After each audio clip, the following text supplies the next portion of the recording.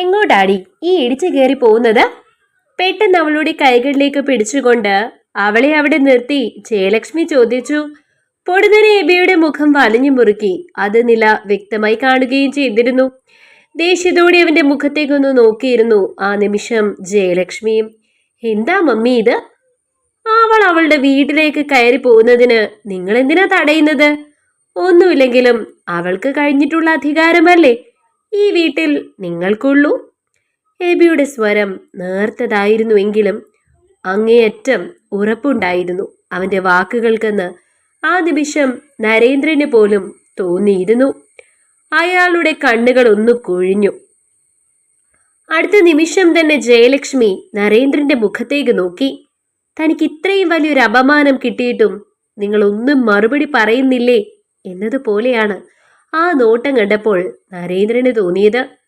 ആ നിമിഷം തന്നെ എബിയുടെ മുഖത്തേക്ക് നോക്കി നരേന്ദ്രൻ ചോദിച്ചു, ഇവിടെ ആർക്കൊക്കെ എന്തൊക്കെ അധികാരമുണ്ടെന്ന് തിരക്കാൻ വന്നതാണോ നീ? ഡാഡി, അങ്ങനെയല്ല ഞാൻ ഉദ്ദേശിച്ചത്. എന്താണെങ്കിലും നിനക്കുള്ളത് കഴിഞ്ഞുള്ള അവകാശമല്ലേ ഈ വീട്ടിലുള്ളൂ എന്നാണ് ഉദ്ദേശിച്ചത്. ആരാണ് നിന്റെ മമ്മി? ദേഷ്യത്തോടെ അവന്റെ മുഖത്തേക്ക് നോക്കിക്കൊണ്ട് ജയലക്ഷ്മി ചോദിച്ചു. നിലയുടെ രണ്ടാനമ്മ എന്ന് പറഞ്ഞാൽ ആരാ? ഇവളുടെ അമ്മയുടെ സ്ഥാനമുള്ള ആള്. അപ്പൊ പിന്നെ എനിക്ക് മമ്മിയല്ലേ? അങ്ങനെ വേണ്ടേ വിളിക്കാൻ? അവരുടെ മുഖത്തേക്ക് നോക്കിക്കൊണ്ട് അവനത് ചോദിച്ചതും ദേഷ്യത്തോടെ നിലയുടെ മുഖത്തേക്ക് നോക്കി ജയലക്ഷ്മി. നീ കരുതിക്കൂട്ടി ഏതോ ഒരുത്തനെയും കൊണ്ട് ഇറങ്ങിയിരിക്കുകയാണല്ലേ? അവളുടെ മുഖത്തേക്ക് നോക്കി ജയലക്ഷ്മി ചോദിച്ചതും അങ്ങേയറ്റം ദേഷ്യത്തോടെ ജയലക്ഷ്മിയുടെ മുഖത്തേക്ക് നോക്കി നില. എന്റെ സ്വന്തം വീട്ടിലേക്ക് ഞാൻ വരുന്നത് ചോദ്യം ചെയ്യാൻ നിങ്ങൾ ആരാ? എബി പറഞ്ഞത് ശരിയല്ലേ? നിങ്ങളെക്കാളും കൂടുതൽ അധികാരം ഈ വീട്ടിലുള്ളത് എനിക്ക് തന്നെയല്ലേ? ഡാഡി പറയട്ടെ അങ്ങനെയല്ലെന്ന്. അങ്ങനെയാണെങ്കിൽ ഇപ്പോ ഞാൻ ഈ വീട്ടിൽ നിന്നും ഇറങ്ങിപ്പോകാം. നരേന്ദ്രന്റെ മുഖത്തേക്ക് നോക്കിക്കൊണ്ട് നീല അത് പറഞ്ഞപ്പോൾ പെട്ടെന്ന് എന്ത് മറുപടി പറയണമെന്ന് നരേന്ദ്രനും അറിയില്ലായിരുന്നു. ഞാൻ ഇറങ്ങിപ്പോണു ഡാഡി. നീല ചോദിച്ചതും ഒന്നും മിണ്ടാതെ നരേന്ദ്രൻ ദേഷ്യത്തോടെ അകത്തേക്ക് കയറിപ്പോയി. നീലയുടെയും എബിയുടെയും ചുണ്ടിൽ വിജയം നിറഞ്ഞൊരു ചിരി വിരിഞ്ഞു. എന്നാൽ അതേസമയം ജയലക്ഷ്മിക്ക് തന്റെ മുഖത്ത് ഒരു പ്രഹരമേറ്റതുപോലെയാണ് തോന്നിയത്. അതേ അപമാന ഭാരം പെട്ടെന്ന് തന്നെ ജയദേവിനും ജിതേന്ദ്രനും അനുഭവപ്പെട്ടു. കണ്ടില്ലേ ഡാഡി, പറയാതെ പറഞ്ഞത് എന്താണെന്ന് ഇവിടെ ഇരിക്കുന്ന എല്ലാവർക്കും മനസ്സിലായി കാണുമല്ലോ അല്ലേ? എല്ലാവരുടെയും മുഖത്തേക്ക് നോക്കി ഒരിക്കൽ കൂടി എബി ചോദിച്ചതും ദേഷ്യത്തോടെ ജിതേന്ദ്രൻ എഴുന്നേറ്റു.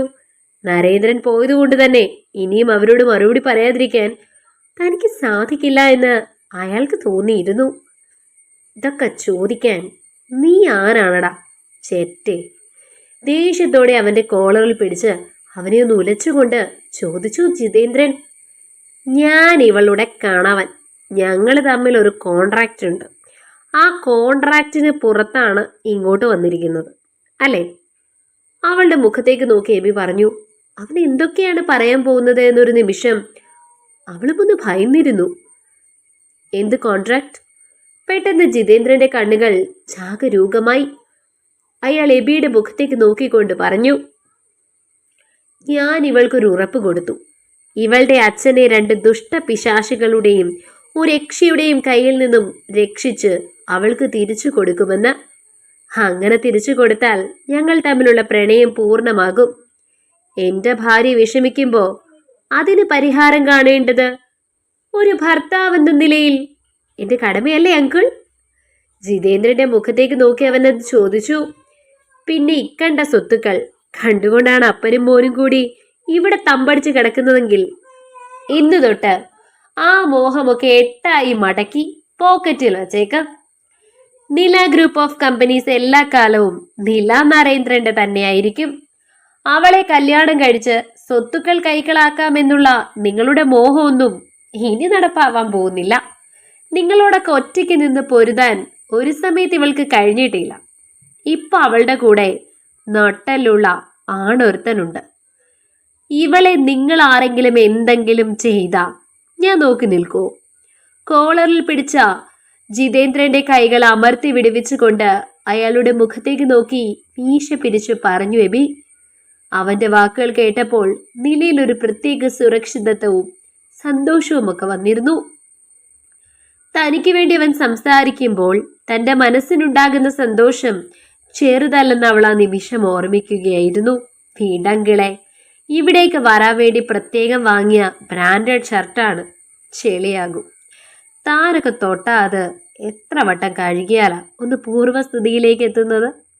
അയാളുടെ മുഖത്തേക്ക് നോക്കി പുച്ഛത്തോടെ എബി അത് പറഞ്ഞതും ഒരു നിമിഷം ദേഷ്യത്തോടെ നിലയുടെ മുഖത്തേക്ക് തന്നെ നോക്കിയിരുന്നു ജയദേവൻ. ഇവളുടെ പിൻബലവും കോടതിയിൽ നിന്ന് കിട്ടിയൊരു പേപ്പറും ഉണ്ടെന്ന് കരുതി ഇവിടെ കയറി ആളാകാമെന്ന് നീ കരുതണ്ട. ഞങ്ങള് താണ് തന്നതൊന്നുമല്ല, വേണ്ടെന്ന് വെച്ചിട്ടാ. നീയൊക്കെ എവിടെ വരെ പോകുമെന്ന് കാണാൻ വേണ്ടി എന്ന് പറഞ്ഞ് തലേ കയറാൻ വന്നാലുണ്ടല്ലോ. അവന്റെ അരികിലേക്ക് വന്നു നിന്നുകൊണ്ട് ദേഷ്യത്തോടെ ജയദേവൻ പറഞ്ഞപ്പോൾ ഒന്ന് പൊട്ടി ചിരിച്ചു പോയിരുന്നു എബി. അവന്റെ ചിരി കണ്ട് മനസ്സിലാവാതെ എല്ലാവരും നോക്കി. നിർത്തടാ നിന്റെ കോലച്ചിരി. ദേഷ്യത്തോടെ അവന്റെ മുഖത്തേക്ക് നോക്കി ജിതേന്ദ്രൻ പറഞ്ഞപ്പോൾ അവൻ അതിലും കൂടുതൽ ഉച്ചത്തിൽ ചിരിക്കുകയാണ് ചെയ്തത്. തങ്ങളെ കളിയാക്കുന്നത് പോലെയാണ് അച്ഛനും മകനും തോന്നിയത്. അവര് പരസ്പരം മുഖത്തോട് മുഖം നോക്കി. ശേഷം ജയദേവന്റെ അരികിൽ വന്നുകൊണ്ട് എബി പറഞ്ഞു, നിന്നെയൊക്കെ പോലെയുള്ള കള്ളന് കഞ്ഞി വെച്ചവന്മാരുടെ അടുത്തേക്ക് വെറും ഒരു പേപ്പറിന്റെ ബലത്തിൽ ഞാൻ വരുമെന്ന് നിങ്ങൾക്ക് തോന്നുന്നുണ്ടോ? അങ്ങനെ വരണമെങ്കിൽ ഞാൻ നിങ്ങളെ പോലൊരു പൊട്ടനായിരിക്കണം. ഹേബി ഇവിടെ വന്നിട്ടുണ്ടെങ്കിൽ എൻ്റെ ഭാര്യയ്ക്ക് അവിടെ അവളുടെ അവകാശങ്ങളെല്ലാം നേടിക്കൊടുത്ത് ഈ വീട്ടിൽ നിന്നും തിരിച്ചു പോകും. വെറുതെ ഒരു പേപ്പറിന്റെ ബലത്തിലല്ല ഞാൻ ഇങ്ങോട്ട് വന്നത്. എനിക്ക് സപ്പോർട്ടായി കേരളം മുഴുവനുണ്ട്. നീ സംശയമുണ്ടെങ്കിൽ സോഷ്യൽ മീഡിയ തുറന്നു നോക്ക്. തമ്മിൽ സ്നേഹിച്ചതിന്റെ പേരിൽ ബുദ്ധിമുട്ട് അനുഭവിക്കേണ്ടി വരുന്ന ഒരു പാവം പെൺകുട്ടിയും ചെറുപ്പക്കാരനും. അവർക്കൊപ്പം അല്ലാതെ വേറെ ആർക്കൊപ്പമാണ് ഈ നാട് നിൽക്കുന്നത്? എന്നെയോ ഇവളെയോ ഇവിടെ നിന്നും പുറത്തിറക്കാൻ ശ്രമിച്ച കളി മാറും. അത് ദുരഭിമാന ആക്രമണത്തിന്റെ ലെവലിൽ വരും. അല്ലെങ്കിൽ ഞാൻ വരുത്തും. നില നരേന്ദ്രന്റെ അത്രയും പണം എനിക്കില്ലാത്തത് കൊണ്ട് അവളുടെ രണ്ടാനമ്മയായ ജയലക്ഷ്മിയുടെ സഹോദരനും മകനും മുഖേനെ എനിക്കെതിരെ കൊട്ടേഷൻ കൊടുത്തു. അതിൽ നിന്നും ഞാൻ രക്ഷപ്പെട്ട് മാധ്യമങ്ങളെ കാണുന്നു. അങ്ങനെ ഞാൻ പറഞ്ഞ അത് കള്ളുവാണെങ്കിൽ പോലും ഈ നാട്ടിലുള്ളവർ അതേ വിശ്വസിക്കും. നിന്നെ ഒന്നും ഒരു പട്ടി പോലും വിശ്വസിക്കില്ല. ഹേബി കളത്തിലിറങ്ങിയത് കളി പഠിച്ചിട്ട് തന്നെയാ. CBSE ബുദ്ധി വെച്ച് പൊട്ടത്തരം ചെയ്യാനല്ല ഞാൻ വന്നത്. അങ്ങനെ ആയിരുന്നെങ്കിൽ എപ്പോഴേ നിങ്ങളുടെ കയ്യിൽ പെട്ടേനെ. അന്ന് രാത്രി ഇവൾ ഒറ്റയ്ക്കായി പോയ രാത്രി, അന്നവളെ സംരക്ഷിക്കാൻ പറ്റുമോ എന്നുള്ളതായിരുന്നു എൻ്റെ ഏറ്റവും വലിയ ടെൻഷൻ. അന്നതിന് കഴിഞ്ഞിട്ടുണ്ടെങ്കിൽ ഇനി അങ്ങോട്ട് എന്നും അതിനുള്ള കഴിവ് എനിക്കുണ്ട്. പിന്നെ നീ പറഞ്ഞ ഇവിടെ കിടന്നാളാവുന്ന രീതി, ഇവിടെ കിടന്നാളാവാൻ നീ ആരാണ്? ഞാൻ അവളുടെ കെട്ടിയവനാണെന്നെങ്കിലും പറയാം. നിനക്കിവിടെ എന്ത് അവകാശമാണുള്ളത്? നിന്റെ അമ്മായിയുടെ വീടാണോ ഇത്? ജയലക്ഷ്മിയെ നോക്കിക്കൊണ്ടാണ് അവനത് ചോദിച്ചത്. ചിരിച്ചുകൊണ്ടാണ് അവൻ ചോദിച്ചതെങ്കിലും ആ വാക്കുകളിൽ അവൻ ഒളിപ്പിച്ച പരിഹാസം വ്യക്തമായി തന്നെ മനസ്സിലാക്കാൻ സാധിക്കുന്നുണ്ടായിരുന്നു ആ നിമിഷം ജയലക്ഷ്മിക്കും. അവരുടെ മുഖത്ത് ദേഷ്യം നിറഞ്ഞു നിന്നു. ഇക്കാണുന്ന സ്വത്തുക്കളിൽ എവിടെയെങ്കിലും നിന്റെ അമ്മായിക്കെന്നും പറഞ്ഞ് ഇവിടെ അപ്പൻ എന്തെങ്കിലും എഴുതി വെച്ചിട്ടുണ്ടോ? നീ തന്നെ ഒന്ന് ഓർത്തു നോക്ക്. ജയദേവനും ജിതേന്ദ്രനും അപമാന ഭാരത്താൽ വലഞ്ഞു. അങ്ങനെ ചോദിച്ചാലില്ല. എന്നിട്ടും നീയൊക്കെ ഇവിടെ ഒരു ഉളുപ്പുമില്ലാതെ നിൽക്കുന്നില്ലേ? യാതൊരു അവകാശവുമില്ലാതെ സ്വന്തം വീട് പോലെ ഇവിടെ കയറി ഞെളിഞ്ഞിരിക്കുന്നില്ലേ? അതൊക്കെ വെച്ച് നോക്കുമ്പോ നിന്നെയൊക്കെ കാളും കൂടുതൽ അവകാശം എനിക്ക് ഈ വീട്ടിലില്ലേ മച്ചു? അവന്റെ തോളിൽ തട്ടിക്കൊണ്ട് അത് ചോദിച്ചതും പെട്ടെന്ന് എന്തു മറുപടി പറയണമെന്ന് അറിയാത്തൊരവസ്ഥയിലേക്ക് മാറിപ്പോയിരുന്നു ജയദേവനും. ഒരു സഹായത്തിനവൻ ജയലക്ഷ്മിയെ നോക്കി. അവരുമൊന്നും മറുപടി പറയാനില്ലാതെ നിൽക്കുകയാണ്. അവന്റെ പല വാക്കുകൾക്ക് മുൻപിലും മറുപടി ഇല്ലാതെ എന്നതാണ് സത്യം. അവൻ പറഞ്ഞത് ശരിയല്ലേ എന്ന് നരേന്ദ്രൻ ഇതുവരെ തനിക്കൊന്നും പറഞ്ഞ് എന്തെങ്കിലും എഴുതി വെച്ചിട്ടുണ്ടോ? എല്ലാം ഇപ്പോഴും അയാളുടെ പേരിലാണ്, ചിലതൊക്കെ മകളുടെ പേരിലും. സത്യത്തിൽ തനിക്കിവിടെ ഒരു അധികാരവും ഇല്ലെന്ന് എബി പറഞ്ഞത് ശരിയാണെന്ന് ജയലക്ഷ്മിക്ക് തോന്നി. ആ നിമിഷം അവർക്ക് അവരോട് തന്നെ വല്ലാത്തൊരു ദേഷ്യം തോന്നിയിരുന്നു. മോളെ, ചേട്ടനെ കുളിക്കാൻ ഹീറ്റർ ഓണാക്കി വെക്ക്, വല്ലാത്ത ക്ഷീണം. കൈയൊന്ന് നിവർത്തിക്കൊണ്ട് നിലയുടെ മുഖത്തേക്ക് നോക്കി എബി പറഞ്ഞു. നീല തലയാട്ടിക്കൊണ്ട് അകത്തേക്ക് കയറി. പുറകെ പോകാൻ തുടങ്ങുന്നതിന് മുൻപ് ജയദേവിന്റെ മുഖത്തേക്ക് നോക്കി എബി. നീ ഇങ്ങി വന്നേ, ഒരു രഹസ്യം പറയട്ടെ. അവനെ വിളിച്ചുകൊണ്ട് മുറ്റത്തേക്ക് ഇറങ്ങാൻ ശ്രമിച്ചപ്പോൾ വരാതെ അല്പം ബലം പിടിച്ചു നിന്നു ജയദേവൻ. എന്നാൽ തോളിലുള്ള പിടി അല്പം മുറുക്കി ബലമായി തന്നെ അവനെ മുന്നോട്ട് വലിച്ചുകൊണ്ട് നടന്നിരുന്നു എബി. ശേഷം അവന്റെ മുഖത്തേക്ക് നോക്കി പറഞ്ഞു, നിങ്ങൾ രണ്ടുപേരും കൂടി ഇങ്ങോട്ട് കയറി വന്നപ്പോ നീ അവളെ ഒരുമാതിരി ഒഴിഞ്ഞു നോക്കുന്നത് കണ്ടല്ലോ. നീ പെണ്ണുങ്ങളെ കണ്ടിട്ടില്ലേ? നിന്റെ ആ നോട്ടം ശരിയല്ലല്ലോ ജയദേവ. കാര്യം നിന്നെ കൊണ്ട് അവളെ കല്യാണം കഴിപ്പിക്കണമെന്നൊക്കെ എൻ്റെ അമ്മായിയപ്പൻ തീരുമാനിച്ചതായിരുന്നു. പക്ഷെ അവൾ ഒരിക്കൽ പോലും നിന്നെ ആഗ്രഹിച്ചിട്ടില്ല. മാത്രമല്ല അവളിപ്പോ മറ്റൊരുത്തന്റെ ഭാര്യയല്ലേടാ. ഞങ്ങളുടെ ബൈബിളിൽ പറഞ്ഞിരിക്കുന്നത് അന്യന്റെ ഭാര്യയെ മോഹിക്കുന്നത് വലിയ തെറ്റാണെന്നാ. നിനക്കും അതറിയായിരിക്കും. എന്നിട്ട് നീ ഇമ്മാതിരി ചെറ്റത്തരം കാണിക്കുന്നത് ശരിയാണോ മോനെ? കണ്ണുകൊണ്ട് നീ അവളെ ശരിക്കും സ്കാൻ ചെയ്യുന്നത് ഞാൻ കണ്ടു. ഒന്നുമല്ലെങ്കിലും ഞാനവിടെ ഭർത്താവല്ലേടാ. എനിക്കത് കണ്ടു നിൽക്കാൻ പറ്റുമോ? അതുകൊണ്ട് മോനോ മറ്റൊന്നും വിചാരിക്കണ്ട. ഒരു ഭർത്താവിന്റെ കടമയാണെന്ന് മാത്രം വിചാരിച്ചാൽ മതി.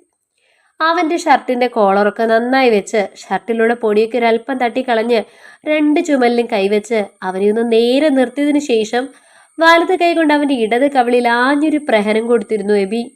ഇതെന്റെ പെണ്ണിനെ നീ കണ്ണുകൊണ്ട് ബലാത്സംഗം ചെയ്യാൻ ശ്രമിച്ചതിന്. ഉടനെ തന്നെ അടുത്ത കവിളിലും അവനൊരു പ്രഹരം കൊടുത്തു. അതിനി മേലാ മോശം കണ്ടോടെ അവളെ നീ നോക്കാതിരിക്കാൻ. അത്രയും പറഞ്ഞപ്പോഴേക്കും അകത്ത് നിന്ന് ജയലക്ഷ്മിയും ജിതേന്ദ്രനും ദേഷ്യത്തോടെ പുറത്തിറങ്ങി വന്നു. എടാ, നീ എന്റെ മോനെ തല്ലിയോ? അവന്റെ മുഖത്തേക്ക് നോക്കി ജിതേന്ദ്രൻ ചോദിച്ചതും എബി ഒരു കള്ളച്ചിരിയോടെ അയാളുടെ മുഖത്തേക്ക് നോക്കി പറഞ്ഞു, അങ്കിൾ ഇങ്ങനെ കൊച്ചു പിള്ളേരെ പോലെ തൊട്ടതിനും പിടിച്ചതിനുമൊക്കെ മോനെ അങ്ങനെ ചെയ്തോ ഇങ്ങനെ ചെയ്തോ എന്നൊക്കെ ചോദിച്ചാ എന്താ ചെയ്യാ? ഞങ്ങൾ തമ്മിലുള്ളൊരു പ്രശ്നമല്ലേ അത്? എന്റെ വൈഫും ഞാനും അവനും മാത്രം ഇൻക്ലൂഡ് ആയിട്ടുള്ള ഒരു ഇഷ്യൂ. അതിനൊരു ഭർത്താവെന്ന നിലയിൽ ഞാൻ മറുപടി കൊടുത്തതാണ് എന്ന് മാത്രം അറിഞ്ഞാൽ മതി. കൂടുതലൊന്നും അറിയാതിരിക്കുന്നതാണ് നല്ലത്. സംശയം ഉണ്ടെങ്കിൽ അവനോട് തന്നെ ചോദിച്ചു നോക്ക്. ഞാൻ അന്യായമായി തല്ലതാണെങ്കിൽ അവനെന്നെ തിരിച്ചു തല്ലാമായിരുന്നല്ലോ. എന്താടാ നിന്റെ കൈ പൊങ്ങാത്തത്? അതാണ് പോയിന്റ്. ഇപ്പൊ മനസ്സിലായില്ലേ എന്റെ ഭാഗത്താ ശരിയെന്ന്? അത്രയും പറഞ്ഞുകൊണ്ട് അവനകത്തേക്ക് നടന്നു. തുടരും. അടുത്ത ഭാഗങ്ങൾക്ക് വേണ്ടി ചാനൽ സബ്സ്ക്രൈബ് ചെയ്യാൻ മറക്കല്ലേ. ഈ ഒരൊറ്റ ചാനലിൽ ഇനി മുതൽ ഞാൻ തന്നെ ആയിരിക്കും സൗണ്ട് കൊടുക്കുന്നത് കേട്ടോ. ബാക്കി ചാനൽസിലൊക്കെ മറ്റേ കുട്ടി തന്നെ ആയിരിക്കും.